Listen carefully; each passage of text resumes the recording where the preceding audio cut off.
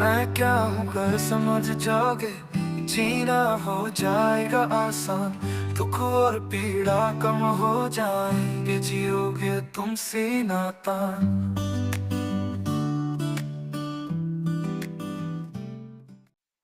बाबा जी के प्रति कृतज्ञता अर्पित करते हुए आज हम विकल्प और अध्ययन बिंदु पेज नंबर 31 पॉइंट नंबर 39/2/4 यानी 39 पॉइंट का जो सेकंड पॉइंट है उसका चौथा जो अंश है उस पर बात करेंगे। जो बाबा जी ने 1, 2, 3, 4 अंश इनको ऐसे क्यों कहा और फिर 39 पॉइंट ए में क्या है, 38 में क्या है, इसको देखना पड़ेगा।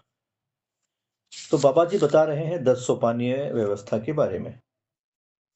और ये जो 10 सोपानीय व्यवस्था है ये 10-10 लोगों के परिवार से शुरू होती है और अंत में अंतर्राज्य तक जाती है। तो बाबा जी बताते हैं कि जो व्यवस्था है 10 सोपानीय जिसमें व्यवस्था कहा गया, तो उसमें 5 व्यवस्थाएं हैं जिन पर काम करना है, नीचे से लेकर ऊपर तक।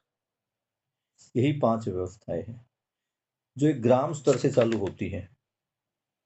तो पहले पॉइंट में 38 पॉइंट में और 37 पॉइंट में बाबा जी ने इन्हीं 4 व्यवस्थाओं के बारे में बताया है, जिसमें पहली व्यवस्था है शिक्षा संस्कार व्यवस्था। मतलब जो अखंड समाज होगा उस अखंड समाज में 4 व्यवस्थाएं होगी मानव को लेके। तो पहली होगी उसकी शिक्षा और संस्कार की व्यवस्था, दूसरा न्याय और सुरक्षा की व्यवस्था, तीसरा उत्पादन और कार्य की, फिर विनिमय कोष की और फिर स्वास्थ्य की। यहां तक बाबा जी ने ये बताया। फिर बाबा जी चल पड़े हैं अब 10 सोपान की तरफ। तो पहले सोपान में क्या है, पहले सोपान में जो है वो बता रहे हैं कि जो सबसे पहले मानव जो मानव का जो आयाम है, तो सबसे पहले मानव किस आयाम में जीता है। समझने के लिए तो वह स्वयं में जीता है क्योंकि सारी समझ स्वयं में ही है। तो स्वयं में समझकर फिर वो समझदारी पूर्वक समाधान पूर्वक वो अपने परिवार में जीता है। तो परिवार के बारे में बताया गया है। परिवार में जब वो जी लेता है तो परिवार के आगे उसको समाज में काम करना है। तो समाज में कहाँ काम करना है, तो ये जो 5 व्यवस्थाएं बताई अपनी उपयोगिता और पूरकता विधि से इन्हीं 500 व्यवस्थाओं में उसको काम करना है। ये 39.1 में थी। उसके बाद बाबा जी एक कदम और आगे बढ़ रहे हैं परिवार समूह की तरफ। तो इसमें क्या बता रहे बाबा जी, पहले एक परिवार के 10 लोगों का हो गया और वो 10 व्यक्ति समाधान और समृद्धि के साथ आगे बढ़ते हैं। उसके बाद फिर ऐसे 10 परिवार इकट्ठे हुए, उनके 10 मुखिया बने। तो ऐसे को कहा गया परिवार समूह सभा, परिवारों का समूह और उनकी सभा। उनकी सभा में भी कितने, क्योंकि 10 लोग एक परिवार में हैं और ऐसे 10 परिवार हैं, तो परिवारों का समूह हो गया। कितने परिवारों का, 10 परिवारों का। हर परिवार का एक मुखिया, और ये मुखिया जो स्वयं निर्वाचित होता है, मनोनीत होता है, इसका कोई इलेक्शन नहीं होता। लोग खुद मनोनीत करते हैं, भाई ये मेरे घर का सबसे समझदार व्यक्ति है, आप इसको आगे लो। तो अब जब ऐसी व्यवस्था आएगी, सबसे जो बड़ा खर्च बचेगा वो इलेक्शन का बचेगा। और ये जो होता है कि इलेक्शन में लोग पैसा खर्च करके जीत जाते हैं, यहाँ वो टेंशन ही रहेगी। क्यों? क्योंकि सबके सब लोग समझदार हैं। तो 10 लोगों ने 10 परिवारों में से एक-एक आदमी चुना गया, तो फिर 10 व्यक्ति आ गए और इन 10 व्यक्तियों से एक व्यक्ति का चयन हुआ। तो ये हमारे पास हो गया परिवार समूह व्यवस्था। इस परिवार समूह व्यवस्था में भी आदमी को इन्हीं 5 जो समितियाँ हैं उसमें अपना योगदान देना है। 39 पॉइंट पर जब हम आए तो यहाँ पर एक कदम और आगे बढ़ा। यहाँ ये देखा गया कि जो हर व्यक्ति है उस हर व्यक्ति में 6 चीजें बताई बाबा जी ने। स्वायत्त मानव को लेके, समझदार मानव को लेके, उस समझदार आदमी की 6 महिमाएं बताई हैं। वो 6 महिमाएं वही थी जो हमने स्वायत्त मानव की पिछली पुस्तक में की थी। 39.2 का जो 3 पॉइंट है, इसमें 10 परिवार समूह सभा से निर्वाचित प्रतिनिधि। अब क्या है, एक परिवार फिर उसके अगले स्टेप पे 10 परिवार, उन 10 परिवारों में से 10 व्यक्ति निकले। ऐसे ही जो और थे, उनमें से 10, 10, 10 करके अब वो 100 परिवारों में से 10 परिवारों में से 1 आदमी निकला, अगले 10 में से 1 निकला, अगले 10 में से 1 निकला, ऐसे ही 100 परिवारों में से। 100 परिवारों में क्या होगा? 10, 10, 10 के 10 सेट हो जाएँगे, तो फिर से 1-1 व्यक्ति निकलेगा। तो यहाँ पर क्या बात हो रही है? इसको क्या कहा गया? 10 परिवार समूह सभा से निर्वाचित प्रतिनिधि। अब यहाँ से समितियाँ चालू होंगी। अब समिति बनेगी, क्योंकि अब कितने परिवार हो गए हमारे पास? 100 परिवार हो गए। 100 परिवारों पे कितने व्यक्ति हो गए? लगभग 1000 व्यक्ति हो गए। और इन 1000 व्यक्तियों में से आगे चुनते-चुनते इनमें से केवल 10 आदमी आए हैं। अब यहाँ से भी 1 आदमी निकलेगा। उसको फिर क्या कहेंगे? मोहल्ला या ग्राम सभा। तो यहाँ से हमने शुरू करना था 39.2 का 4 पॉइंट। तो अस्तित्वमूलक मानव केंद्रित। अगर आपके पास किसी के पास वो चित्र है तो चित्र निकाल लीजिए। है किसी के पास वो चित्र? देखिए एक बार, मैं पुस्तक ले आया था दूसरी।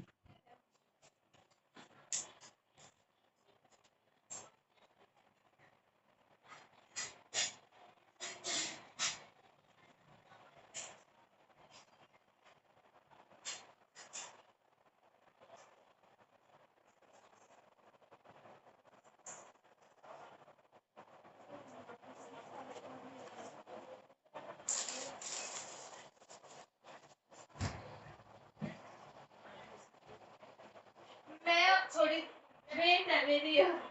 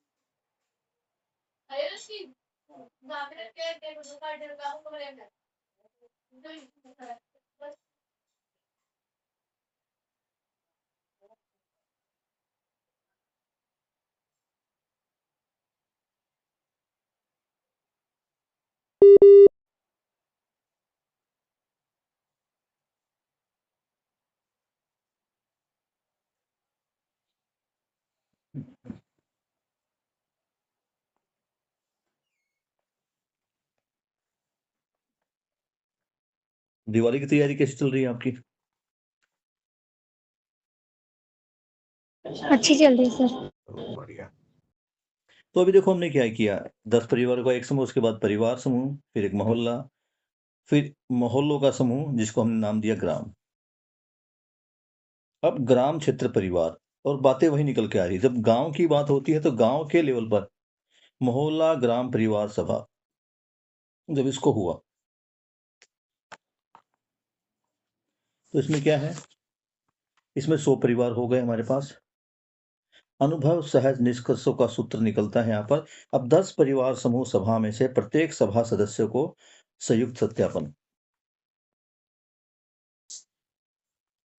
10 परिवार समूह सभा में से जो 10-10 परिवारों का समूह था, यानी वो जो 100 परिवारों का एक-एक उनका प्रतिनिधि हम चुनते हैं, में से प्रत्येक सभा सदस्य का संयुक्त सत्यापन।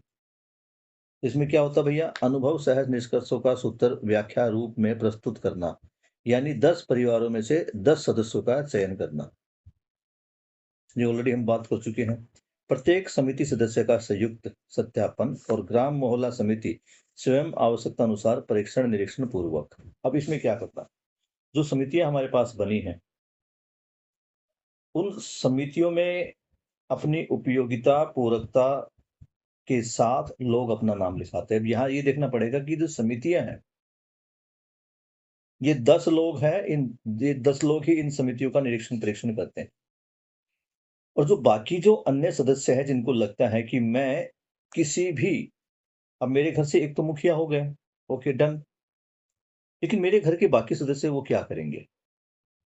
तो अपनी उपयोगिता पूरकता पूर्वक, अर्थात अपनी योग्यता पूर्वक, अपनी क्षमता के अनुसार, अपनी पात्रता के अनुसार वो इन समितियों में अलग-अलग समितियों में काम करेंगे। जैसे कुछ लोग खेती वाले हैं, तो वो उत्पादन कार्य में लग जाएंगे। कुछ लोग जो है, पढ़ाई लिखाई तो सबके लिए होगी ही, लेकिन कुछ लोगों का जो क्या बोलते हैं उसको, पांडित्य है या कौशल जो है, वो किसी अन्य काम में है। जैसे कोई किसी को कुर्सी बनाना आ गया है, किसी को फर्नीचर बनाना आ गया है, किसी को लोहे की सामग्री, अन्य चीज़ें बनानी आ गई, तो वो उनके अनुसार उसके प्रकार के उत्पादन में लग जाएगा। अगर किसी को आयुर्वेद का ज्ञान हो गया, तो वो स्वास्थ्य संयम में लग जाएगा। उसके बाद जिसको लगता है कि मैं न्याय सुरक्षा में अपनी भूमिका निभा सकता हूँ, यानी अपनी योग्यता के अनुसार व्यक्ति स्वयं अपने आप चुनाव करेगा कि मुझे किस समिति में जाना है। और ये जो योग्यता का निर्धारण है, इसमें जो मदद करेंगे, जो सिलेक्शन का काम होगा, ये जो 10 करके ये जो आगे 10 आदमी निकले हैं बेसिकली, ये इनको देखेंगे। तो ओवरऑल निरीक्षण तो इन्हीं का रहेगा, बाकी लोग इन्हीं के डायरेक्शन में काम करेंगे। और ध्यान रखना, यहाँ पे किसी प्रकार का कोई करप्शन नहीं होगा, क्योंकि मानव क्या है, वो अब जागृत मानव की तरफ है, वो समझदार मानव है। ये जो बाबा जी ने परंपरा बनाई है, ये समझदार मानव की परंपरा है, भ्रमित मानव की परंपरा नहीं है। क्योंकि कई बार कुछ लोग कहते हैं कि भई आप इतनी बातें करते हैं, ये होगा कैसे? तो ये ऐसे होगा। पहले क्या ज़रूरी है?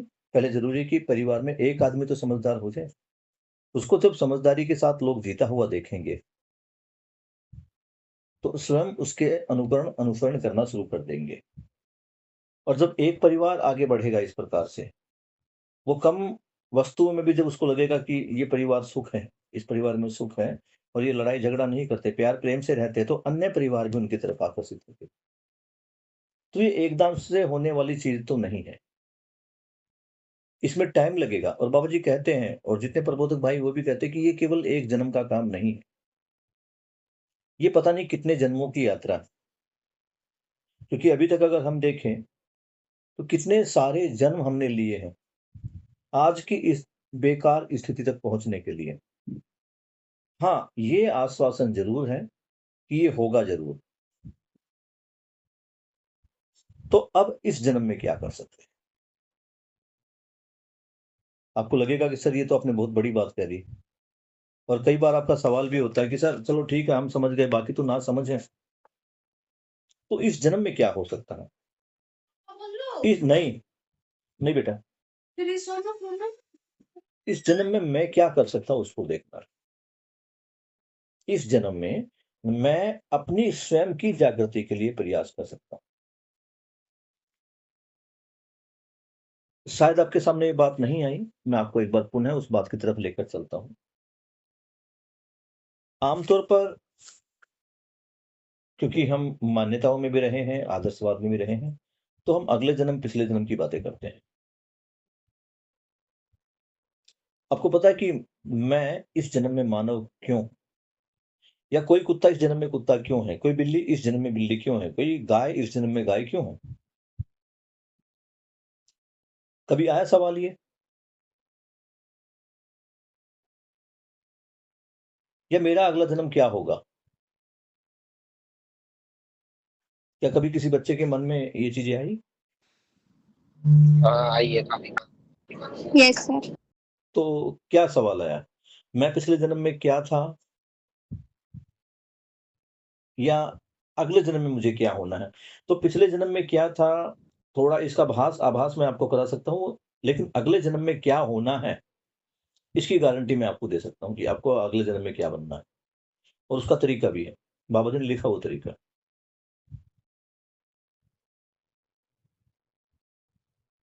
क्या सवाल आता है श्याम तुम्हारे मन में? सर दोनों आता है कि पहले क्या था और आगे क्या करना, मतलब बनना है, अगले जन्म में क्या होगा। ठीक है। और जिस प्रकार की हम मान्यताओं में, परंपराओं में जकड़े हुए हैं, उसको देखकर क्या लगता है हमारा अगला जन्म क्या होना चाहिए?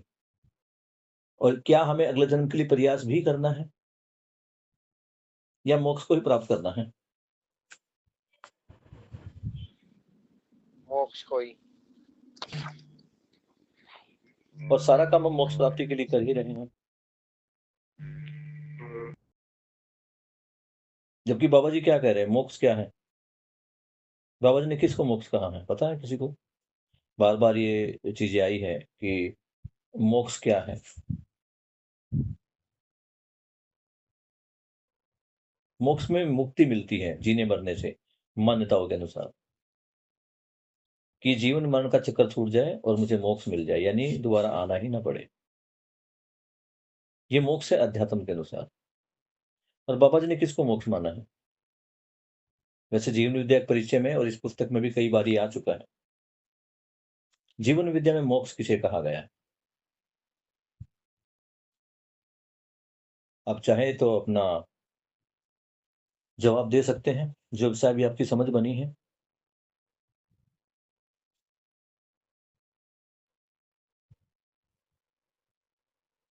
ठीक है, इसको लिख ले अपनी कॉपी में आप। भ्रम से मुक्ति ही मोक्ष है। बाबा जी ने किसको मोक्ष बताया है? भ्रम से मुक्ति। और भ्रम कई प्रकार का है। सबसे बड़ा भ्रम तो यही है कि मैं शरीर को ही जीवन मानता हूं और यही मान के चलता हूं कि शरीर से मुझे सारा सुख। सबसे बड़ा भ्रम। तो जब इस भ्रम से मुझे मुक्ति मिल जाएगी तो मेरा मोक्ष हो जाएगा। दूसरा भ्रम क्या है? दूसरा भ्रम यह है कि धरती किसी ने, ये पूरी दुनिया किसी ने बनाई है, इसको चलाने वाला कोई है। अर्थात ईश्वर क्या है, कैसा है, और मरने के बाद ईश्वर के पास ही जाना है। और मैं समझ नहीं पा रहा कि कुछ लोग तो मरने के बाद सोचते हैं कि मैं गौ लोक में चला जाऊं, मैं कृष्ण लोक में चला जाऊं, मैं शिव लोक में चला जाऊं, मैं विष्णु लोक में चला जाऊं, मैं ब्रह्म लोक में चला जाऊं। पता नहीं कितने लोग बना रखे हैं। अगर मैं भारत में देखता हूं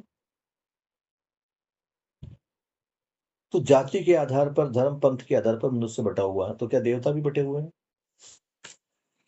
अगर देवता एक ही है तो फिर इनके अलग अलग डिपार्टमेंट क्यों हैं? अगर मुक्ति होनी है तो सभी मानव एक है। बाबा जी कहते हैं मानव जाति एक, धर्म अनेक, पंथ अनेक, मत अनेक, मजहब अनेक। वो एक ही चीज है मतलब।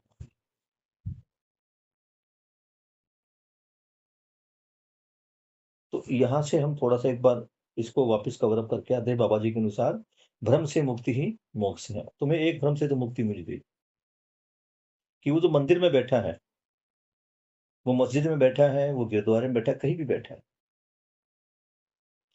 वो उठ के तो हमारा भला नहीं कर सकता। अगर उससे मांगना है तो कुछ कुल इतना ही मांगो कि मैं समझदार बन जाऊं और मैं जागृत मानव बन जाऊं। इतना ही मांग लो, अगर तुम्हें लगता है कि वो देगा कुछ। लेकिन मेरा तो मानना ये है कि उसके सामने प्रार्थना करने से कुछ नहीं होगा। जितना समय मैं प्रार्थना करने में लगा रहा हूं, इतना समय अगर मैं अपनी जागृति के लिए, अपनी समझदारी के लिए लगाऊं तो मेरा ज्यादा भला होगा। ये ठीक उसी प्रकार से है जिस प्रकार एक बच्चा हर रोज पूजा पाठ में 1 घंटा खराब करता है कि हे भगवान मुझे पास करा दो। और तुम सभी समझदार बच्चे हो, खुद सोच के देखो कि भगवान के सामने घंटी, 1 घंटा घंटी बजाने से वो पास होगा या 1 घंटा वो अपने सब्जेक्ट की बुक्स पढ़ने से पास होगा? क्या लगता है सामने? किताबें पढ़ने से सर। एक घंटा। ठीक है, ऐसा लगना और ऐसा होना और ऐसा मानना, अभी तुम्हें ऐसा लग रहा है, क्या तुम्हारा इस पर पूरा विश्वास है कि किताबें पढ़ने से ही मैं परीक्षा में पास हो सकता हूं? या अभी भी कोई डाउट है कि भगवान की पूजा करने से, उसके सामने मत्था रखने से, तिलक लगाने से, उसका प्रसाद बोलने से कि मुझे पास करा दे, 500 रुपए का प्रसाद बांट दू? किसी को हल्का सा भी डाउट है कि ऐसा करने से भी शायद मैं पास हो जाऊं? हल्का सा भी? पर सर एक बात है, हाँ। जैसे अब ये सब हम करते हैं, मन को तो एक संतुष्टि मिलती है ना कि हाँ हमने करा, कोई है जो पीछे से सपोर्ट कर रहा है।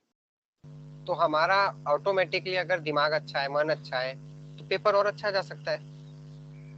हाँ, ठीक है, लेकिन वो क्वेश्चन कुछ ऐसे आ गए जो टीचर ने कहा था कि ये नहीं आएगा, ये नहीं आएगा, तुमने किए भी नहीं, और वही क्वेश्चन आ गए। तो अब ईश्वर क्या करेगा? अब वो उस अच्छी वाइफ के साथ तुम्हारा दिमाग सही रहेगा या वो ऐसे क्वेश्चन देख के तुम्हारा दिमाग खराब हो जाएगा?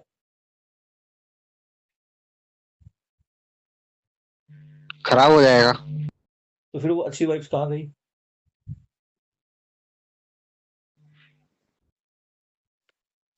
बताइए।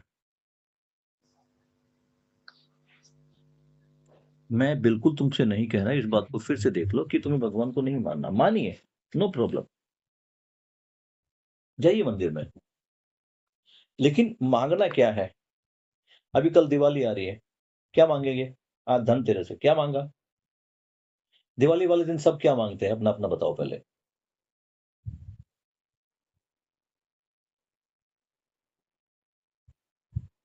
क्या मांगते हैं? माँ लक्ष्मी के सामने दीपक जला के। सच, मेरा कोई अब पैसा। मेरा, हाँ, पैसा मांगना है। तुम क्या मांगती माई?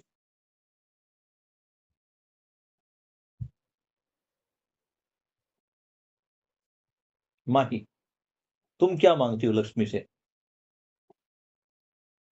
सर यही कि मतलब घर में सब कुछ ठीक रहे और मतलब मैक्सिमम पैसा ही मांगते हैं सबके सब। सानवी भी पैसा ही मांगती है। और ये और कौन जुड़ा साथ में? स्नेहा, ये होल्ड पे हो। Yes sir Sneha. स्नेहा भी पैसा ही मांगती है। सही, मिल गया।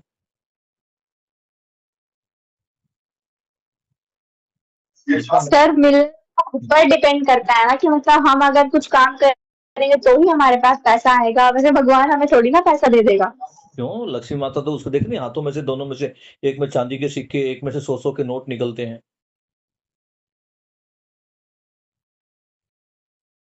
क्यों नहीं देगी? कमाल कर रहे हो। तुम पूजा करो उसके सामने, तुमने उसके सामने 100 रुपए की मोमबत्तियां, लगभग 100 रुपए के दीपक और 200 रुपए का तिल डाल के उसमें आग लगा दिया, तो देख नहीं रही तुमने 500 रुपए का नुकसान कर दिया है? 500 रुपए तुमने उसको अर्पित कर दिए हैं, तो अब क्या लगता है? देना तो चाहिए भाई। बस उसको, माता को इतना बोलो कि जब उसके हाथों में से पैसे निकल ना, कि माता जी 2 मिनट आके हमारे घर के सामने खड़ी हो जाओ बस।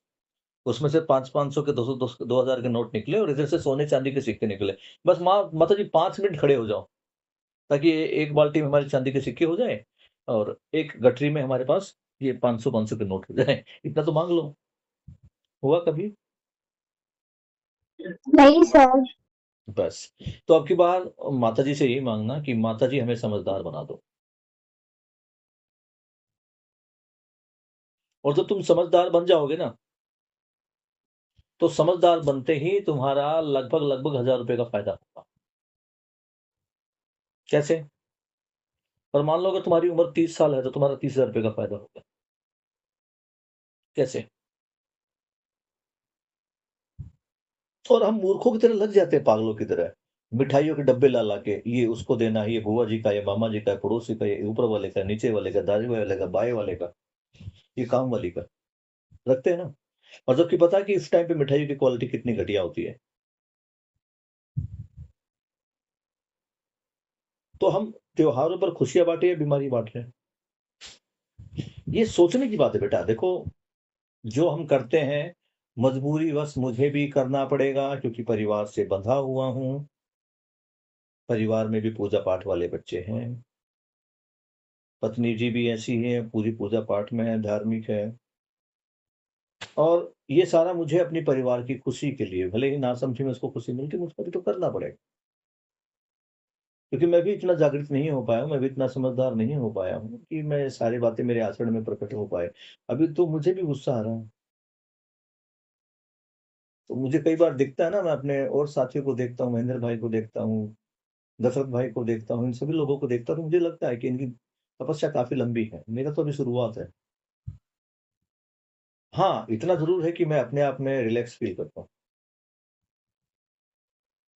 बात जब समझेगा समझ जाएगा। ये परिवार नहीं समझेगा तो तुम मेरे जो बच्चे हो, तुम समझ जाओ। और तुम्हारे पर भी कोई दबाव नहीं कि तुम्हें समझना ही है। तो ये तो जब जिसको जैसी आवश्यकता होती है, वो वैसा पकड़ लेता है। तो समझदारी माँगो। माँगना भी कुछ है तो समझदारी माँगो। लेकिन एक चीज़ ये है कि समझदारी माँगने से आएगी या समझदारी समझने से आएगी, इसको भी देखना है। बताइए। जैसे ठीक वही सवाल आ रहे हैं कि जो है पुस्तक पढ़ने से पास होंगे या हवन करने से पास हो गया। दूसरा है समझदार, समझदारी मांगने से बनेंगे या समझदारी पूर्ण काम करके बनेंगे, इतना देखना है। फिर आगे देखते हैं कि इस जन्म का और अगले जन्म। तो बाबा जी अगले जन्म का क्या बता रहे हैं कि मेरा अगला जन्म किस रूप में होगा। तो बाबा जी कह रहे हैं कि मरते समय जो आसक्ति मेरे मन में रहेगी, मैं जैसा चाहूंगा। अगर मरते समय मेरे दिमाग में ये आ रहा है कि यार जिंदगी खराब हो गई, इंसान बन के केवल दुख के अलावा कुछ नहीं मिला, मुझसे तो अच्छा कुत्ता है, कम से कम गाड़ियों में घूमता है, तो बाबा जी कहते हैं 99.9% तुम कुत्ता बनोगे। अगर तुम ये सोच रहे हो कि यार कितना अच्छा मानव जीवन मुझे मिला है, मैं इन सभी प्रकार के जीव जंतुओं से तो आगे हूं, कम से कम मुझे समझदारी का मौका तो मिला है। बस इसी तमन्ना के साथ मर रहा हूं कि अगले जन्म में मैं एक समझदार मानव बनूं। तो तुम पक्का समझदार मानव बनो। फिल्मों में डायलॉग सुना है ना कि मरने से पहले आखिरी इच्छा पूछी जाती है। तो ये आखिरी इच्छा जो हमारी है, ये हमारे अगले जन्म का रास्ता क्लियर करती है। क्या क्लियर है यहाँ का बेटा, इतना ही है। तो पिछले जन्म में तुमने पक्का, तुम पिछले जन्म में क्या थे ये तो मैं नहीं कह सकता, लेकिन पिछले जन्म में तुम्हारी आसक्ति मानव बनने की थी। कुछ अधूरे काम थे जो तुमने सोचे थे, और इसी को प्रारब्ध बोलते हैं कि हम जितना सोचते उतना कर नहीं पाते, जितना करते हैं उतना जी नहीं पाते, जितना सोचते उतना कर नहीं पाते, हो नहीं पाते, फिर जी नहीं पाते, और जितना कुछ जी नहीं पाते जो बच जाता है वो अगले जन्म में मिलता है। आगे बढ़ते हैं।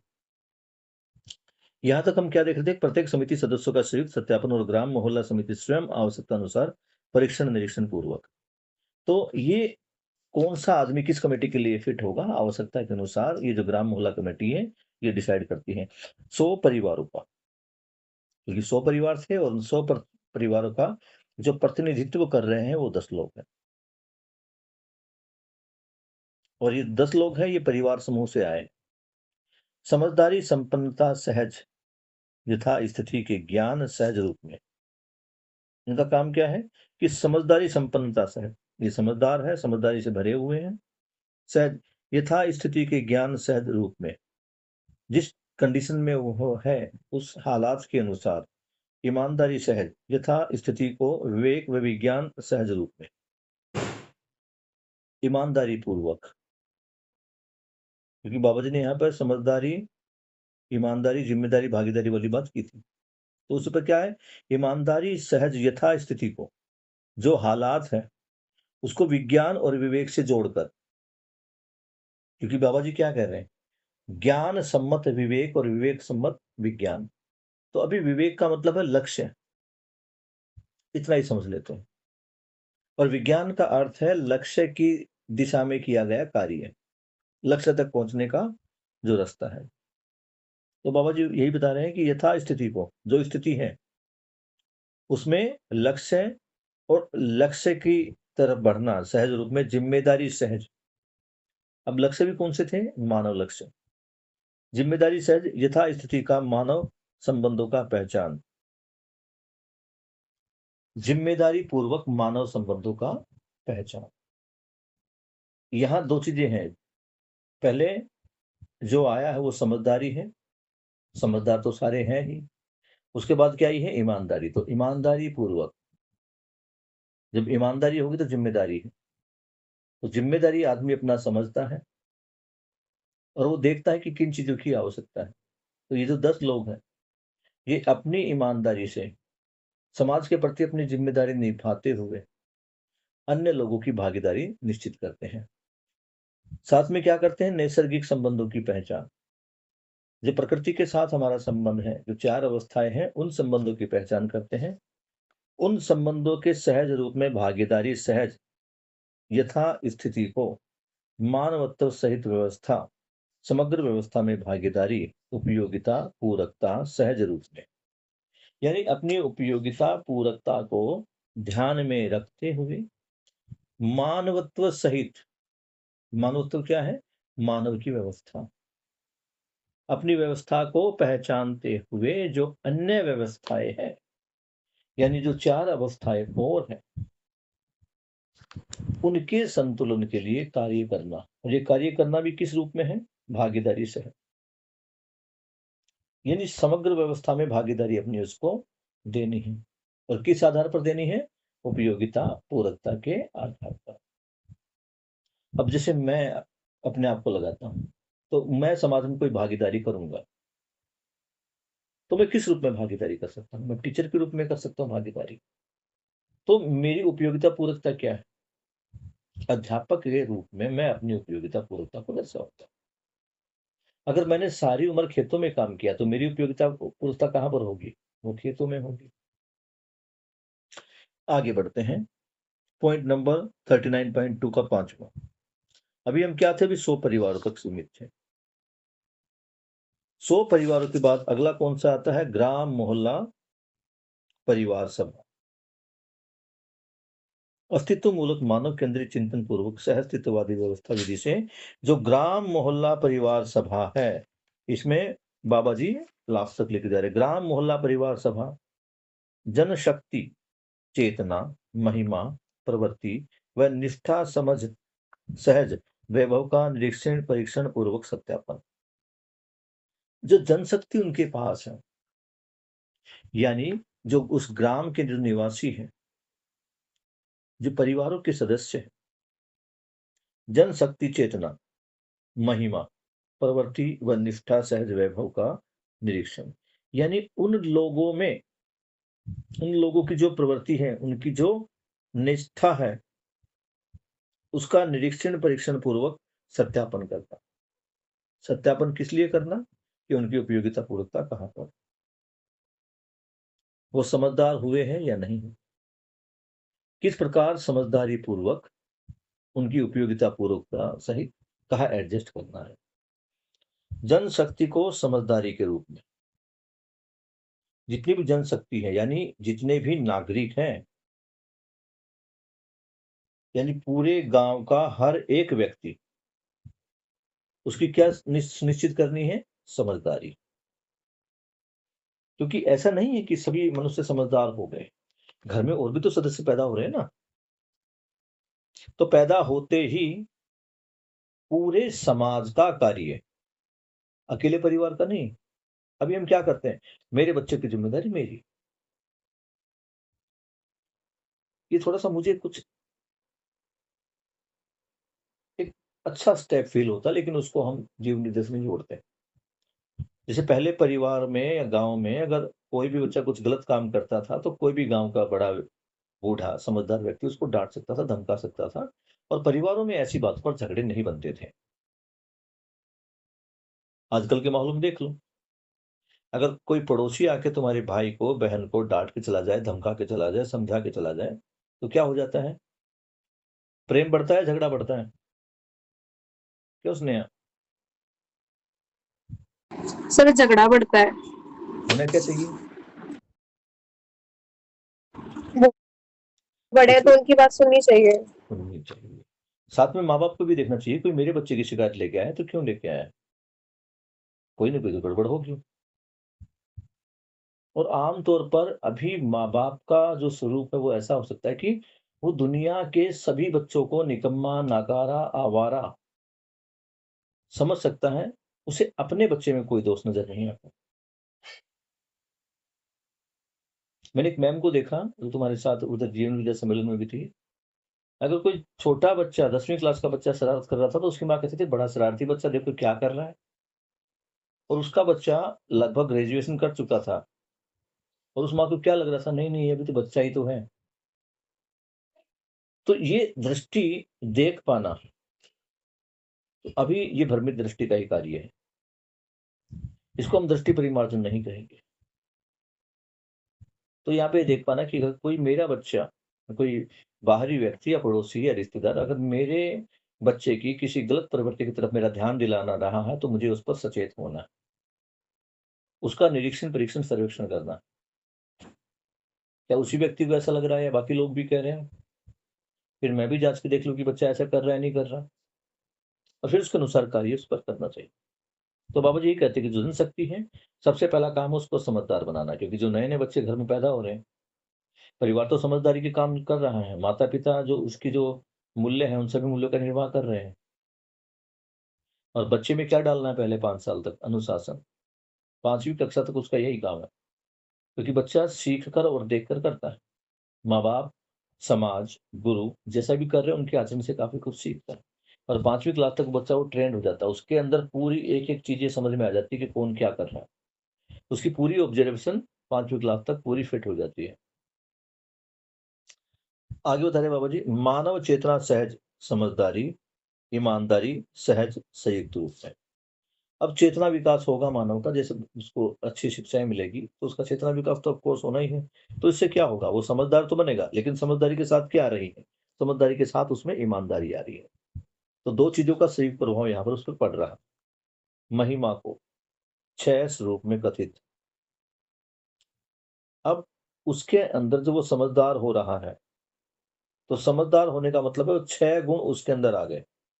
कौन से 6 गुण? वो 6 गुण से हमारे पास स्वायत्त मानव वाले, समझदार मानव वाले। वो कौन कौन से थे? स्वयं के प्रति विश्वास, श्रेष्ठता के प्रति सम्मान, स्वयं के प्रति विश्वास और स्वयं प्रतिभा के विश्वास, फिर प्रतिभा और व्यक्तित्व में विश्वास, व्यवहार में सामाजिक होना और उत्पादन में स्वावलंब होना है। ये 6 जो महिमाएं थी, इसको महिमा समझ लो, ये इसको गुण समझ लो, ये स्वायत्त मानव के, समझदार मानव की। फिर ये देखना कि ये स्वायत्त मानव उसको हम बनाए, उसकी प्रवृत्ति देखनी है। उसकी प्रवृत्ति मतलब वो जो बच्चा अभी समाज में आया है, जो समझदार बन के आया, उसकी प्रवृत्ति। प्रवृत्ति मतलब इंटरेस्ट, उसका इंटरेस्ट किस फील्ड में? हमारे पास पंचमुखी कार्यक्रम है, 5मुखी कार्यक्रम। वही कौन सी? शिक्षा, न्याय, उत्पादन, विनिमय और स्वास्थ्य। तो उसका इंटरेस्ट हम देख लेंगे। इन सब के आधार पर पहचान, क्या पहचान करनी है कि वो किस क्षेत्र में जाना चाहता है, फिर उनका मूल्यांकन करना और फिर उनका सत्यापन करना। खाली ये कहने से कि जी मैंने मेडिकल कर लिया और मेडिकल में जाना चाहता हूँ, ठीक है, दवाई को नीलज होगी, लेकिन क्या वो समझदार हो पाएगा या उपयोगिता पूर्वक जी पाएगा या समाजवादी विधि की तरफ जी पाएगा? डॉक्टर का कोर्स तो उसने कर लिया, क्या मरीज की सेवा का भाव उसके अंदर है? अगर डॉक्टर का कोर्स कर लिया, पढ़ाई कर ली और उसमें मानवता अभी नहीं है, वैसे तो जागृत मानव परंपरा में ऐसा होगा नहीं, सभी समझदार ही होंगे, क्योंकि जैसा पेड़ होता है वैसे उस पर फल आते हैं। तो जब वो अपने आसपास समझदार व्यक्तियों की फौज देखेगा, अभी हम बिगड़े हुए क्यों? हम भ्रमित क्यों हैं? हम दुखी क्यों हैं? परेशान क्यों हैं? अब चारों तरफ से पीड़ाओं से घिरे हुए क्यों हैं? क्यों? क्योंकि हमारे चारों तरफ पीड़ित व्यक्ति ही हैं, दुखी व्यक्ति ही हैं, भ्रमित व्यक्ति ही हैं। अपने चारों तरफ एक बार नजर दौड़ाओ, घर में, परिवार में, रिश्तेदारी में, पड़ोस मोहल्ले में, स्कूल में, वहां तुम्हें क्या दिख रहा है? वहां भ्रमित मानव दिख रहा है, समझदार मानव दिख रहा है? इसको ढाक के देखो एक बार, क्या दिख रहा है अपने आसपास? श्याम क्या दिख रहा है? माँ भी अगर दिखाई दे रही थी, वो भ्रमित है या जागरूक है? भ्रमित। पड़ोस मोहल्ले के जो हमारे निवासी हैं, उसमें क्या दिखाई दे रहा है आपको? सुना स्नेहा क्या दिखता है? भ्रमित है, दुखी है, परेशान है, या जागृत है, समझदार और खुशी है, सुख में जीवन जी रहे? क्या लगता है? कौन बताएगा? शानवी क्या लगता है? Yes sir. अपने आसपास तुम गली पड़ोस मोहल्ले में देखती हो, तो तुम्हें जो व्यक्ति वहां पर दिखाई देते हैं, वो समझदार दिखाई देते हैं, भ्रमित दिखाई देते हैं, दुखी दिखाई देते हैं, सुखी भ्रमित। दुखी दिखाई देते दुखी, भ्रमित। हैं? तो जैसा दिखेगा वैसा ही हम कर रहे हैं। हमें चारों तरफ भ्रम ही भ्रम दिखाई दे रहा है, तो हम भी किस में जी रहे हैं? भ्रम में जी रहे हैं। चारों तरफ दुख और पीड़ाएं हैं, तो हमारे पास भी क्या है? दुख और पीड़ाएं ही हैं। चारों तरफ कलेश ही हैं, तो हमारे अपने घरों में, अपने जीवन में क्या है? सुख है या कलेश है? जाके देखो।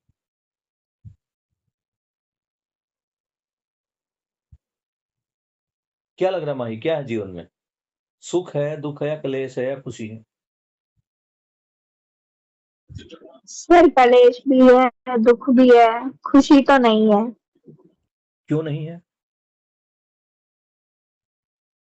सर क्योंकि सब भ्रमित में है, वैसे भी कैसे खुशी मिल सकती है ऐसे में। क्योंकि पहले घर में, घर से पड़ोस से रिश्तेदारी में, मोहल्लों में हर कोई भ्रमित ही है, हर कोई दुखी ही है।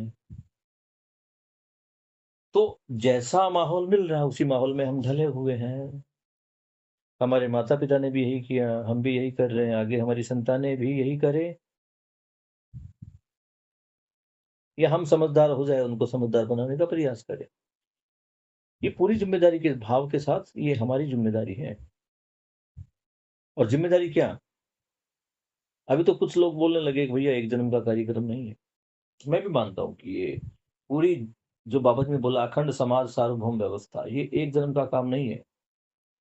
हाँ, लेकिन ये काम होगा, और बाबा जी ने खुद लिखा है कि बहुत सारी ऐसी धरतियाँ हैं जहाँ पर जागृत मानव परंपरा है। हम बार-बार बात करते हैं कि भई जब मानव ने कोयले का प्रयोग किया तो उसको नहीं पता था कि कोयले की उपयोगिता है, क्या है?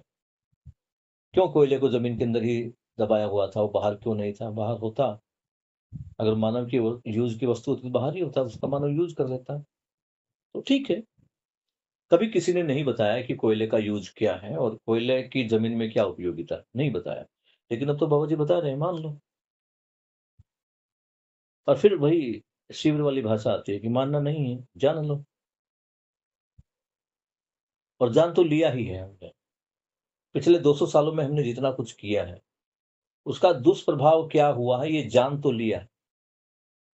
लोगों को जो लंग्स कैंसर हो रहे हैं ना हर साल, दिल्ली में सबसे ज़्यादा संख्या बढ़ गई है इसकी। पॉल्यूशन का बहुत बड़ा रोल है। और कल और परसों में हम पता नहीं कितने लोगों को लंग्स कैंसर कराएँगे।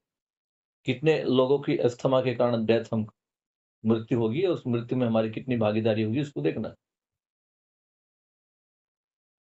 और फिर एक बहुत बड़ा बहाना होता है हमारे पास, सर हम तो ग्रीन पटाखे जला रहे हैं। ठीक है। एक छोटे से कमरे में जिसमें कोई सामान नहीं है, उसके अंदर 4-5 ग्रीन पटाखों वाले अनार या 2-3 गरम ग्रीन पटाखों वाले बम छोड़ना, और फिर उस कमरे के अंदर जाके देखना, साँस लेना दूभर हो जाता है। आजकल समाज में तुमने देखा होगा, ऐसे बच्चों को तो देखा होगा जिनको पैदा होते ही कुछ साल बाद चश्मे चढ़ जाते हैं। किस-किस ने ऐसे बच्चों को देखा है? मैंने देखा है, मैंने देखा है। बढ़िया। यानी ऐसे व्यक्ति समाज में हैं जो पैदा होने के कुछ साल के अंदर ही मोटे-मोटे चश्मों को लेके पूरी ज़िंदगी तक उनका वज़न झेलते रहते हैं। और ये चश्मा हमें दिखाई देता है क्योंकि वो क्या है, वस्तु रूप में है। जब कोई आँखों पे चश्मा लगाएगा तो हमें दिखाई देगा।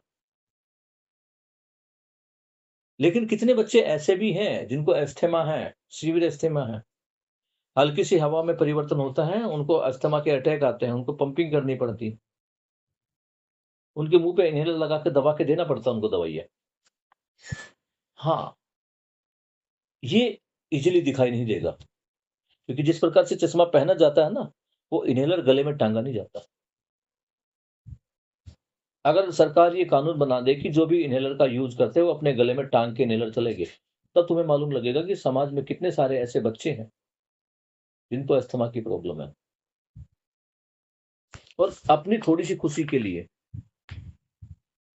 एक बम को छोड़ के देखो, वो जो आता है ना ऊपर स्काई सूट छूटता है, वो मेरे ख्याल से ₹500-700 का तो आता होगा कम से कम। और उस पेटी में आग लगा देते हैं एक साथ, तो फिर धड़ाम-धड़ाम ऊपर वो रंग-बिरंगे तारे खिल रहे हैं। वो उस 1 मिनट की खुशी के लिए हम कितने लोगों को कितनी सारी बीमारियाँ दे रहे हैं। मैं समझदार हो गया, मैं चारों अवस्थाओं को समझ गया, और ये भी जान गया कि चारों अवस्थाएँ अपनी-अपनी व्यवस्था में हैं, केवल मानव व्यवस्था में नहीं है, जिसके कारण मानव पर तो इनका असर पड़ ही रहा है, मानव की गलती का। जो और अवस्थाएँ हैं, उन पर भी मानव की गलती का प्रभाव पड़ रहा है। कितनी सारी प्रजातियाँ जीव-जंतुओं की हर साल नष्ट हो रही हैं। कितनी वनस्पतियों की प्रजातियाँ नष्ट हो रही हैं, किसकी गलती के कारण? मानव की गलती। कितनी प्रकार की महंगी, कीमती और अनमोल धातुएं या कहे ईंधन या कोयला ये मानव ने बर्बाद कर दिया। और मानव ने क्या बर्बाद कर दिया? धरती ने बर्बाद कर दिया। अभी सोचने की बात है कि अगर अपने लंग्स को देखें तो हमारे लंग्स एक गुब्बारे का काम करते हैं। आज डॉक्टरों ने इसको समझा है कि गुब्बारे जैसा होता है और गुब्बारे की तरह ही काम करता है, इसमें हवा भरती निकल जाती, हवा भरती निकल जाती, यही काम। तो इसका मतलब ये तो नहीं कि इस गुब्बारे को निकाल के हम किसी बच्चे को दे देंगे, ले बेटा इसमें होली का रंग भर और दूसरे पर भगा के मार। कर सकते हैं क्या ऐसे? क्या लगता था हम अपनी लंग्स को निकाल के दे दे किसी बच्चे को, ले बेटा ये मेरा लंग्स ले और उसमें पानी भर और किसी बच्चे को होली वाले दिन मार? नहीं समझ सकते, क्योंकि ये मेरे जीने से, ये मेरी व्यवस्था से। मुझे पता है कि जैसे मेरे ये शरीर से कोई लंग्स निकलेगा, कोई भी अंग निकलेगा, मेरा जो शरीर है वो मेल फंक्शन करना शुरू कर देगा। अपने शरीर को तो हमने समझ लिया, क्या धरती के स्वरूप को हम समझ पाए? नहीं समझ। तो बात ये नहीं है कि मैं समझदार होकर इन भ्रमित मानवों के बीच में कैसे जीऊंगा, या मेरे एक के समझदार होने से क्या कार्यक्रम फायदा होता है। अगर ऐसा सोचेगा तो समझदारी बनेगी नहीं। हाँ, इतना सोचना है कि अगर मैं समझदार हो गया तो अगले जीवन के लिए मैं मरते समय क्या मांगूंगा,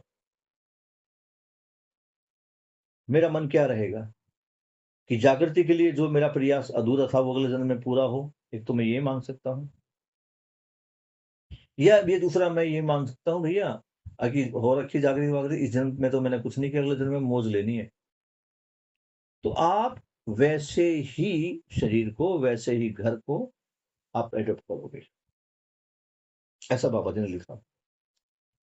और मेरा तो पूर्ण विश्वास है इस पे, क्योंकि अंतिम समय में अगर मैं समझदारी के साथ नहीं रहा तो अगले जीवन में फिर से भ्रम से पाला पड़ना है। तो समझदारी की तरफ बढ़ना है, जागृति की तरफ बढ़ना है। और बार बार मैं जो कहता हूं कि अभी हमें समाज को नहीं सुधारना है, पहले स्वयं को समझना है। हमारे अंदर सबसे बड़ी कमी यही है कि मेरे अंदर थोड़ी सी कुछ अच्छी बात समझ में आई, फिर मुझे लगता है कि यार मुझे तो पता ही था, ये मैं तो हूं ही अच्छा है, मैं तो ऐसा कर ही रहा हूं। वो तो मेरा दोस्त है ना, वो जो मेरी मम्मी है या मेरी छोटी भाई बड़ी बहन है, या जो मेरे पिताजी है या मेरा मित्र है या जो मेरे शिक्षक है, मेरे तो समझ में आ गया, उनको नहीं पता, उनको बताता हूं। और हम क्या करते हैं, स्वयं को समझने में जो समय लगाना था वो दूसरों को समझाने में लगा देते हैं। ऐसा काम नहीं करना भैया। अभी सारा का सारा समय हमें अपने समझ में लगाना है। ये ज्ञान का जो डंका है ना, ये नहीं बजाना। यहां तक मेरी बातें कुछ क्लियर हुई बेटा जी? कोई सवाल बताइए, किसी बच्चे का कोई सवाल है? नहीं सर। ठीक है, आप लोग क्या स्पीकर पे सुन रहे हो उसको? यस सर, मेरा स्पीकर पे है। इसलिए वो आवाज बार बार इको करते पीछे से।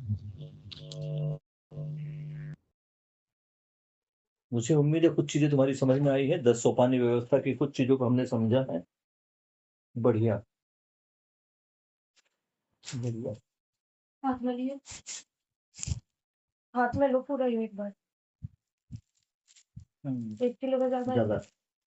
ये देखो आज अभी ये घर पे मिठाई बनाई है, क्योंकि बाहर तो मार्केट में सब बकवास है। और इस काम में जो मेरी बड़ी बिटिया बड़ा योगदान करती है। अब हम मार्केट से बिस्कुट बहुत कम खरीदते हैं। आज तो हमने नमकीन भी घर पे बना दी और मिठाई भी इसने घर पे बनाई है। तो यहाँ की इसमें जो सामान लगा है कम से कम वो शुद्ध तो है। और ये मिठाई हमने अपने लिए बनाई, बांटने के लिए नहीं बनाई है।